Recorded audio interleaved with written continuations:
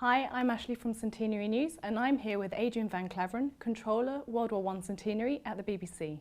Hi Adrian, thanks for joining us. Thank you very much. What feedback have you had on your coverage so far?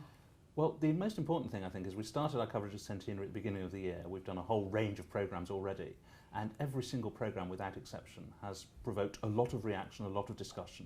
Many people who've really been interested in what we've been showing and the programmes that we've been making, but also people wanting to talk about all the issues raised further and get more involved and to learn more. So I think what we've managed to do over the first few months is to set some really important context about the centenary, to give people a lot of basic information, but also to lay the ground for the questions that people want to learn more about over the next few years.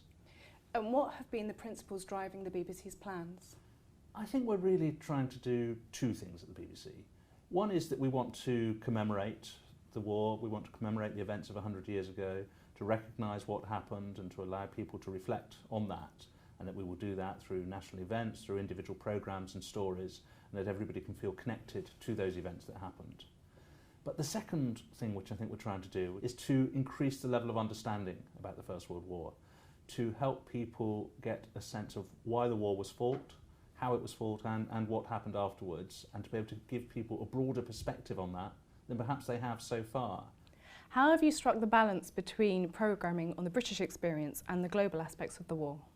Well, it is a balance, and of course we are broadcasting to both an audience here in the United Kingdom but also to audiences around the world. The audience in the United Kingdom, of course they do want to hear about the British experience and what happened there, but what we are aiming to do through the whole season is to give people that international perspective, because I think that has often been lost.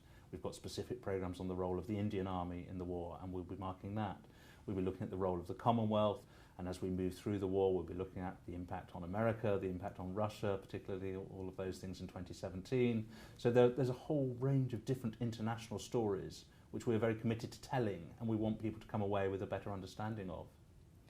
Some critics have said that the BBC's coverage so far is too much too soon. How would you respond to that? Well, I think it's important that for an event like this you need to set the context, to lay the ground, if you like, for everything that's going to follow over the following 4 years. What we've tried to do is to say to people, here are some of the basic parts of the story, a basic sense of how the war affected Britain, a sense of what the causes were, what the impact was there, and let's get some of those questions out there. Let's start preparing a lot of our background material and make that available. I think the interest is there already, people want to know, and I think our obligation is to help give people the programmes that will help inform them on that.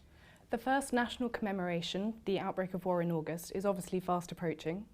How will you be covering that and how are your plans coming along? Well, we think that will be a really important day of the kind of nation coming together and reflecting, a moment where actually everybody will feel that something very important is happening here to mark what happened 100 years ago.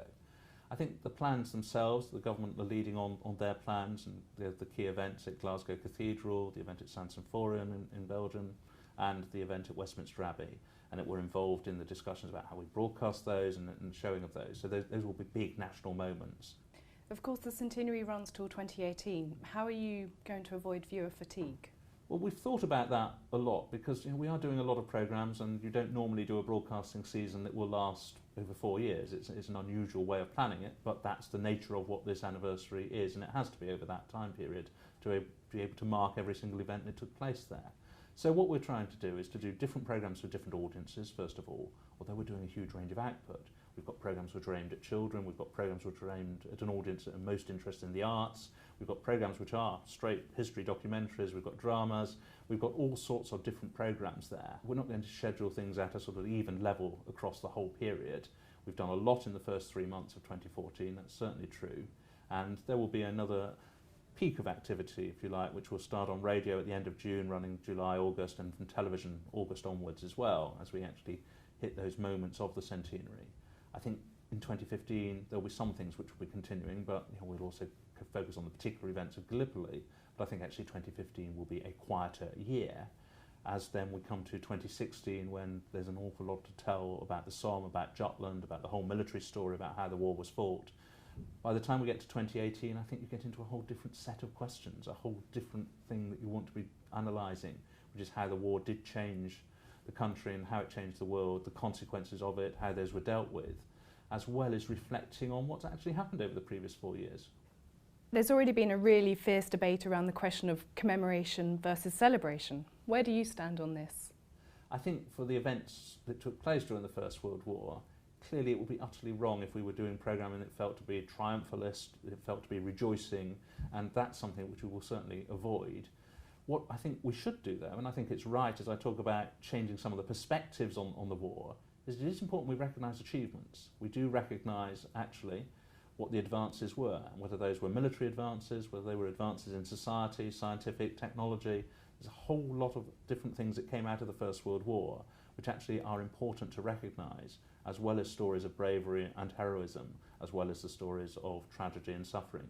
And that we have to do all of those different things and give people those stories, the sense of what actually did happen, to help people then make up their own minds about what they think about it. AdrianVan Klaveren, thank you very much. Thank you.